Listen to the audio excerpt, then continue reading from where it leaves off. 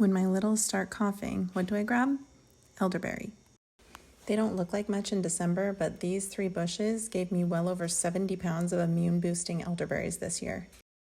I made fire cider, applesauce, and fruit juice mixes for smoothies, gummies, or just sipping.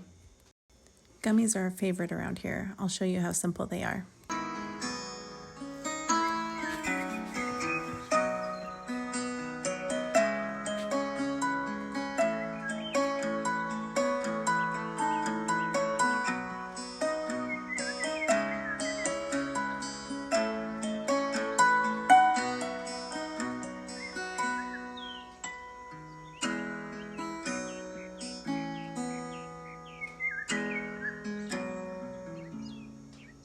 Since pineapples, I've heard, are good when you have a cough, we took pineapple slices and soaked them in elderberry juice, then freeze-dried the pineapple slices and canned the pineapple-sweetened elderberry juice for gummies.